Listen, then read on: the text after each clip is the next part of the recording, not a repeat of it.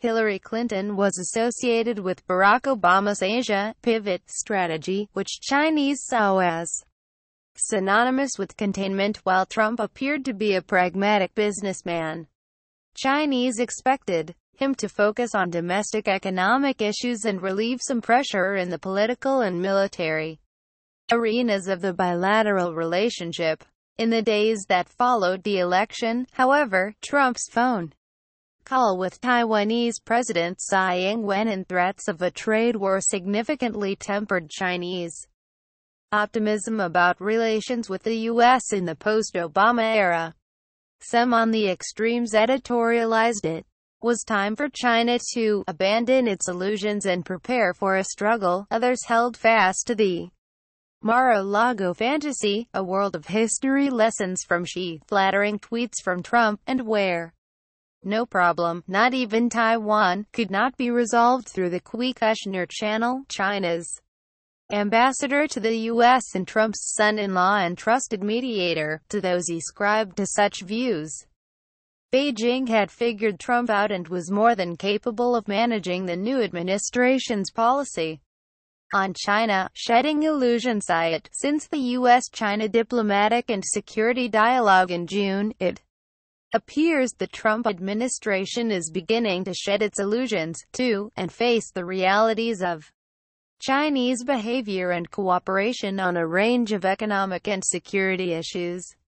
At the talks between the State and Defense Departments and their Chinese counterparts, the U.S. had hoped to elevate and focus discussions with China on key issues in order to break through old sticking points.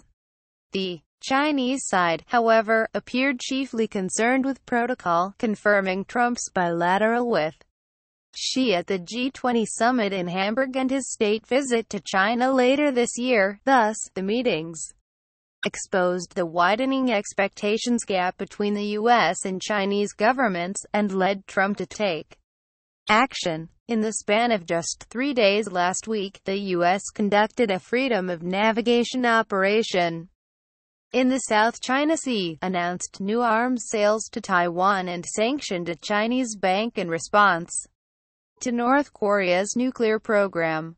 This set the stage for a more frank exchange between the two presidents on the sidelines of the G20 this week, as well as a more clear-eyed framework for the U.S.-China relationship. On the Chinese side, while Xi was able to restore stability to U.S.-China relations at April's Mar-a-Lago summit and reassure an anxious Chinese public that he was in control, assuming that China has Trump wrapped around its finger is a dangerous miscalculation. Trump's veneration for Xi has been based on an expectation that China can and will make fundamental changes to its economic behavior and North Korea policy.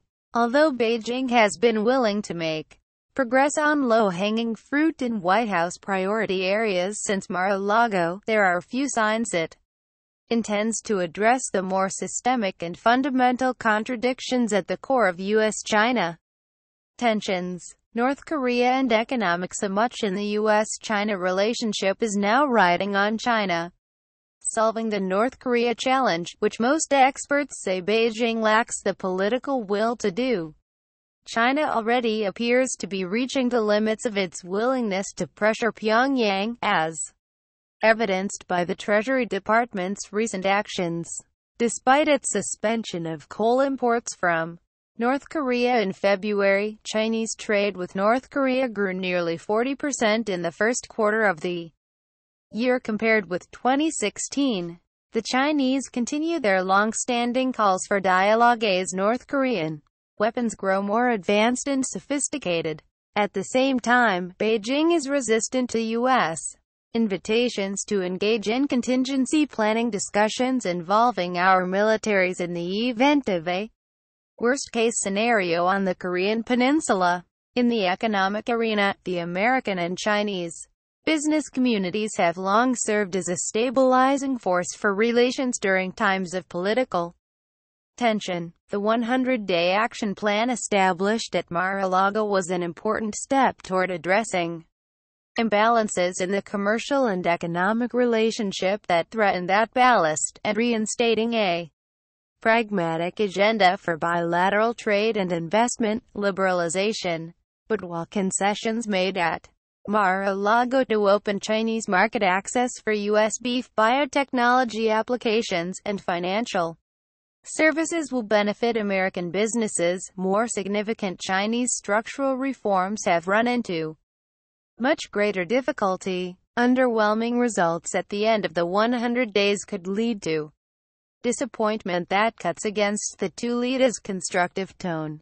The road ahead, much work lies ahead to ensure that constructive ties can be sustained over the long term.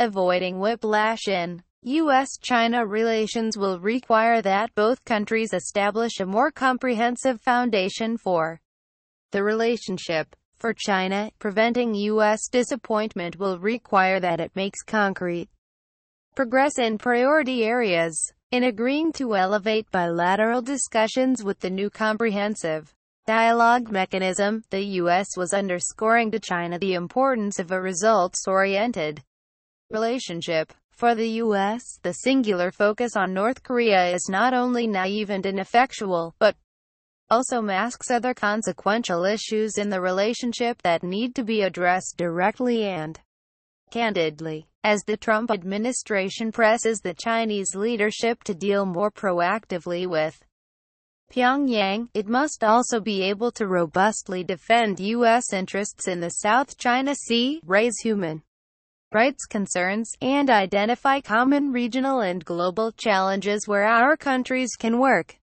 together constructively. Both administrations have the opportunity at Hamburg to expand the purview of the bilateral relationship and develop clear-eyed goalposts for progress.